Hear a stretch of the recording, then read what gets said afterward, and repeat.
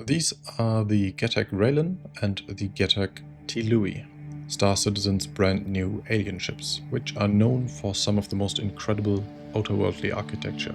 That's why I planned long ago to inspect these two specifically in VR, which will be even more interesting with the Tyilui's brand new gravity tech. And at the end I will also have a look at the actual 3D model in Blender, because it is truly special. But let's skip the intro and dive in. So the Railen, the alien cargo ship, was one of the ships I was very excited for a long time. The Tyilui, the snub carrier, was obviously a little surprise. I have to say both look great and both are substantially bigger than you might have expected. The artwork did not communicate the scale too well, I guess because there's very little to no greebling on the out-facing parts. But in VR they feel pretty tall. Two small words on VR before we continue. I have partnered with Pimax for a while now and am using their Crystal Super headset. I have to give it back at some point, but I get commissions on sales. More on that later, just for transparency. And then Star Citizen VR in general.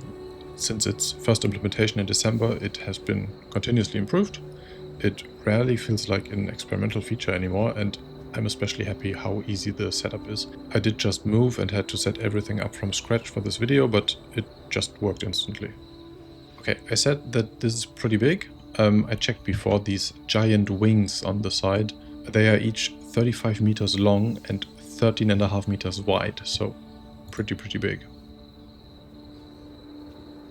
The Railen specifically has the cargo at the back. I like the energy gravity effect, even though I think it could be a lot more subtle. 10% would probably be enough. And I also like the change that it now takes normal cargo units, but then still puts the triangular feel of the concept on top in the form of a deployable cargo shield on the outside. That's a pretty good idea for both gameplay and keeping the original design intention. But since it's a bit dark to look at the exterior, let's just jump inside and then have a look at the exterior later. As you can see in the landing gear, and also this lift, Getek's known for their mastery of the gravity, or rather anti-gravity tech that allows them to let their stuff float in the air.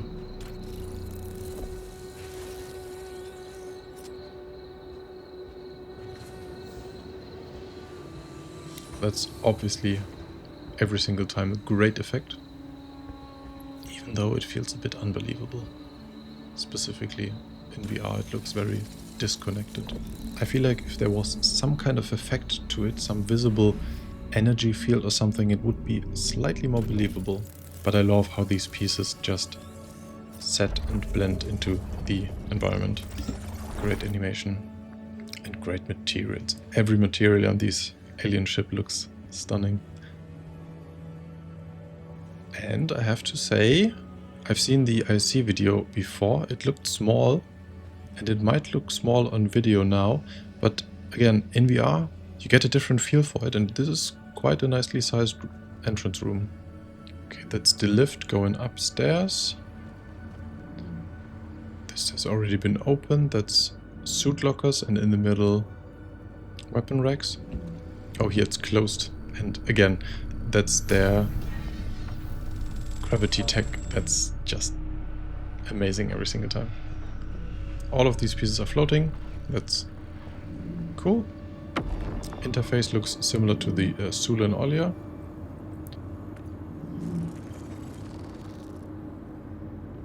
Oh no, oh this, oh wow. Okay, this is a bit jittery. If you get motion sick, this could break you a tiny bit, but I'm fine. Okay, let's have a look first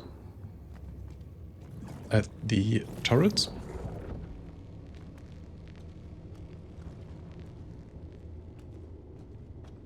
I have no idea what that is. Looks interesting, but does not look like it can be used.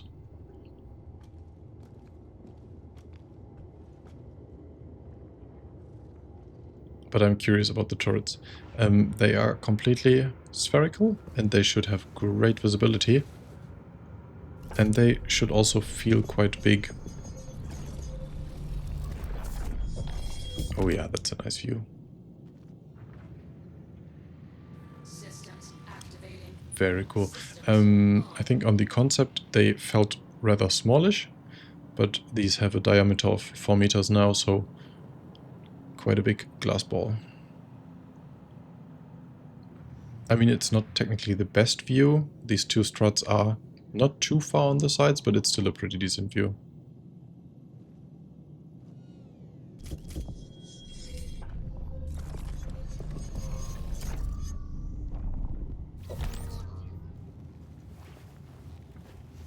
Oh, and here we have a look at component access. That is, again, all covered with their floating panels. That looks super cool. Oh, I love that. Love how that pieces together. Nice. And now back in the main room.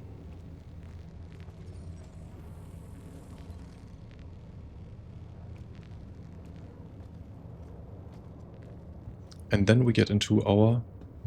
is it still called a mess hall on an alien ship? I'm not sure. Either way, it has lovely details with the plants in the floor. Looks great. Looks alien. Except for these cactus. The thorns on top look really 2D. That doesn't really look good in VR. All the other plants, I have to admit, look really, really good. And foliage can be a bit tricky in VR, but these plants, except for that, look really, really good and really much like they have volume to them. I don't want to go too deep into the lore, but this is where the alien crew stores and processes their food. And this is, I assume, where the humans, or maybe both of them, get their food dispensed. Okay, these waterfalls look amazing, but I have to say that the noises on this ship are quite scary.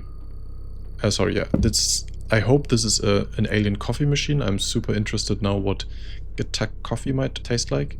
And there's these symbols, these triangular symbols there, could be an alien microwave. I'm not sure.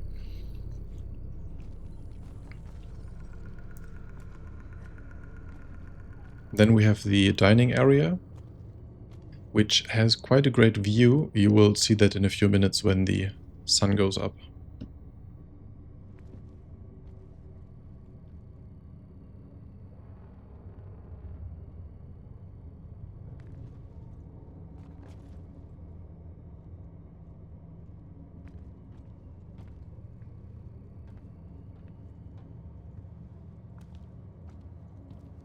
And on the other side, more plants, but these look more like underwater plants. And I especially like this little starfish stuck on the top.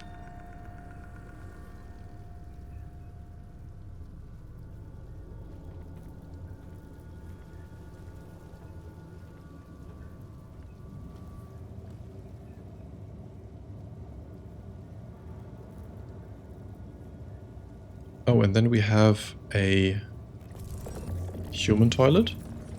And what you might take for a sink is actually an alien toilet. Because this ship is designed to be for both alien and human crew. I'm not sure though, where do you wash your hands then? Do you use the alien toilet? Never mind. Yeah, these noises are really scary. Oh, and the lights, they are amazing. They light up when you come close. That's a nice touch.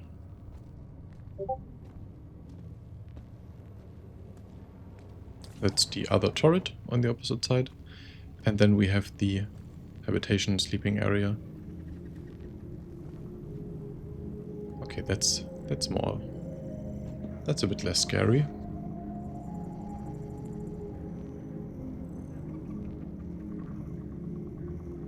That's quite relaxing actually. Like that very much. Okay, but it only reaches so far. Here it already sounds scary again. Which is a shame because this room could feel really nice and cozy. Could, I say. But it's really cold. These beds are supposed to feel kind of cozy. And that is something that, especially in VR, I can confirm. With these things going around your head, you feel kinda enclosed and kinda safe-ish, but still the materials make this room very cold.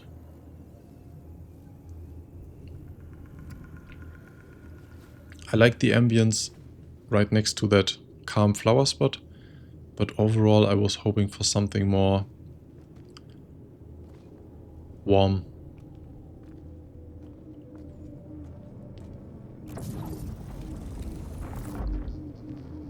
We can of course change the lights, and that makes it a touch more warm, but that's mostly the light temperature. The room still feels kinda cold, to be honest. Also note the nice caustics on the ceiling, even though there is no water on the floor, but it looks projected and looks pretty great. I mean, they have all these interesting alien metal and stone surfaces, which, I mean, the stone is already looking kinda organic. I was kinda hoping maybe that for the habitation they used something more alien wood looking, something warmer, something cozier. But that's just me. And then we get to the third deck. This is where we have another full set of suit lockers, as well as a docking port.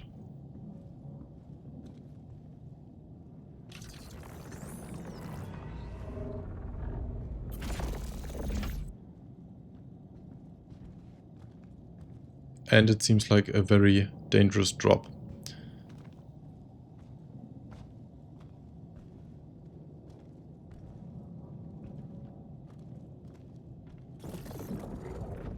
And apart from the suit lockers, we also have the majority of the components on the sides here, all hidden behind those alien panels.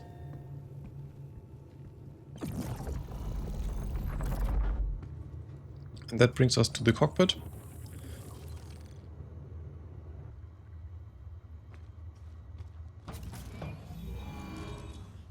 There's a lot less tech here than in human ships.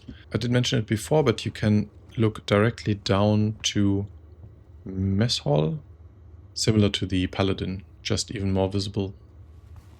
But the seats, as everything else in the ship, break down into a lot of smaller pieces that then fly to your final position. And the visibility is really, really great.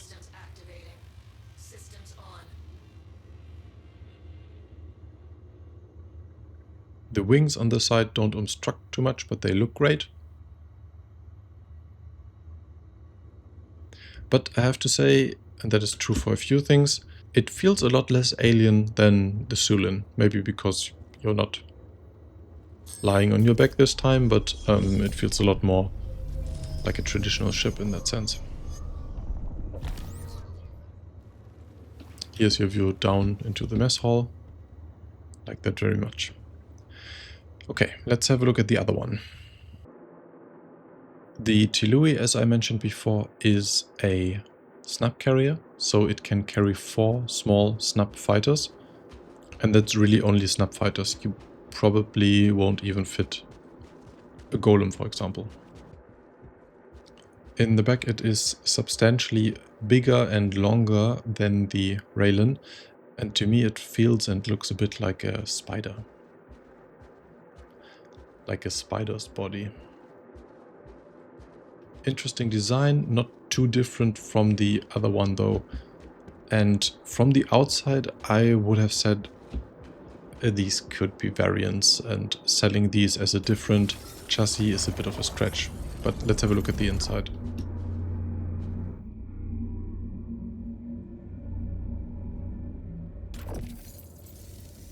And that's instantly quite a bit different. We have plants and fungi on the ceiling. That's cool. We apparently don't have any suit lockers anymore. And instead we get these 2 doors on the sides that bring us to the hangar. Oh, and I like these stoneworks. Unlike most of the other surfaces, these are not completely flat. Maybe it's a bit hard to see, but these are actually, like, they have curvature to them. It's a real piece of stone and not just a flat surface. It's really a piece of rock. That's pretty cool. No, actually, let's have a look at the upper decks first. No, deck 2 and deck 3 are pretty much identical, I believe. But you can now have a much better look at the window from down here. And it's not only this window, there were also the two big ones next to the turrets. So there's definitely ships with worse and less views. But now let's get to the main attraction. Okay, so before the hangar we have a little room that has the suit lockers that were missing in the front. And also the weapon rack. And then we get to...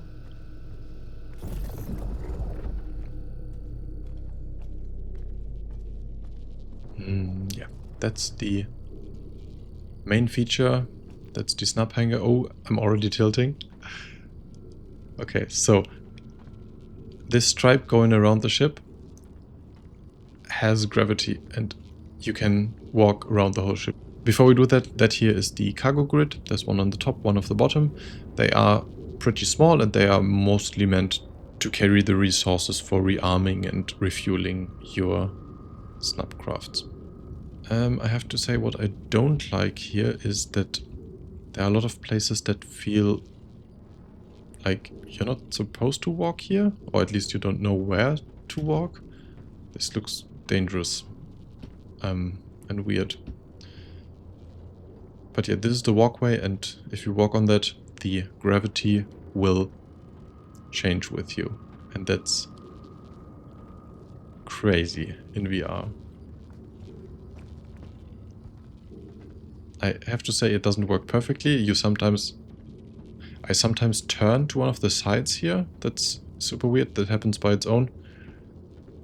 But generally it works as it's supposed to do. The effect is crazy, and I guess if you're new to VR, this will be quite an experience and also maybe quite traumatizing or even nauseating.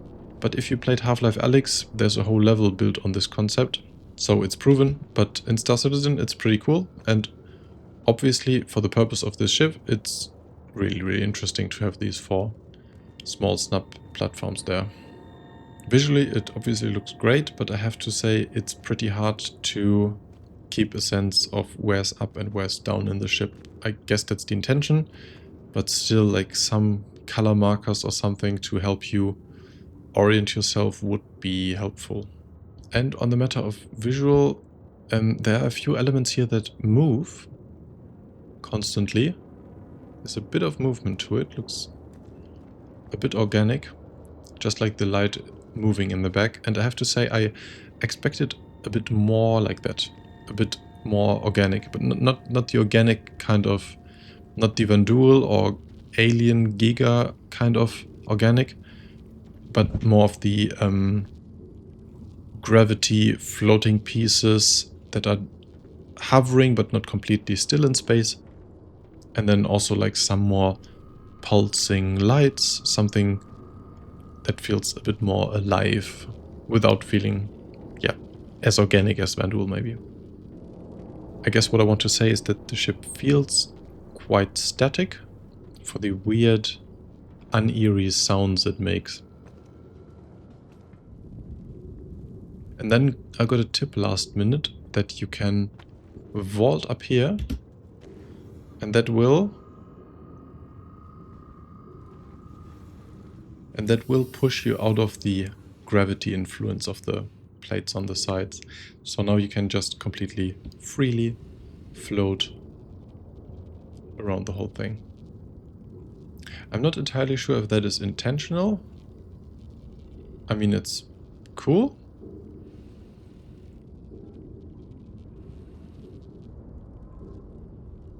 But it could honestly be a bug. And if it is... I'm wondering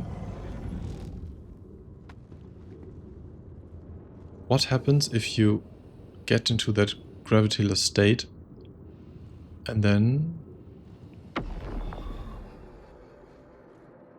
Okay, no, it's not a bug.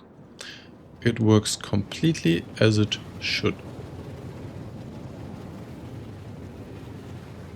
Well, I mean, I was done anyway, so... Falling off an horizon platform is one of those things that just hit differently in VR, so let's talk a bit more about VR, I guess. As I said, it's in a pretty good state right now, so I can actually recommend getting into it.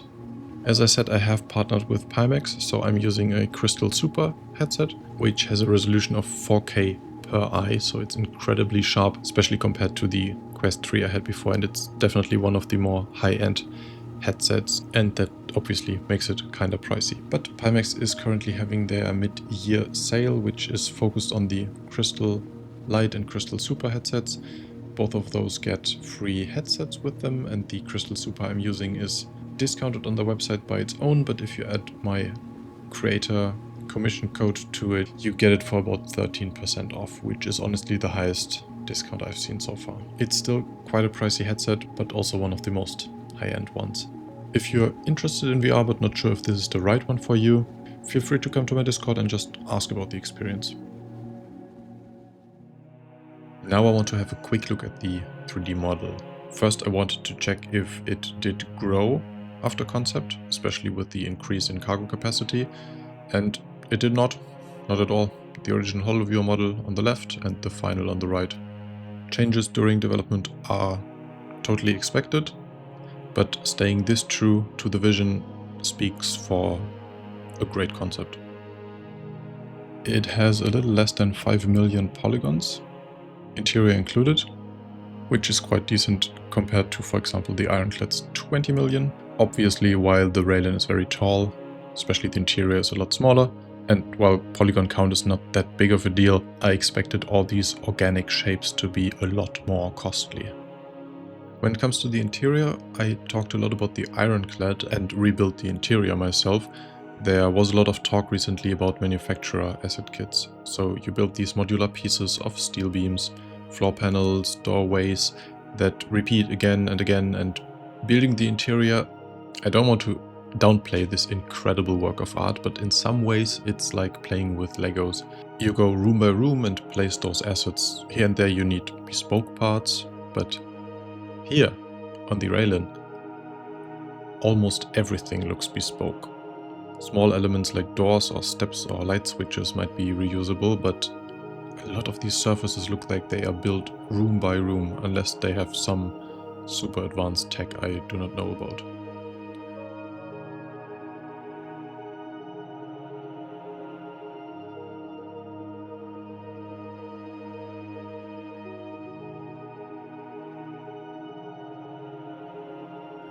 Also cool is that the geometry does most of the heavy lifting. It's not relying on textures for anything. Even though it has the most amazing surfaces, the depth is physically modeled into everything. Stacked surfaces, the inside cavities, these multi-tiered frames, that all works without a single texture. And what I also love about the design is that wherever you look, your eyes never get to rest. There's always one of two things happening. Either an open, flowing line that wants your eyes to follow it,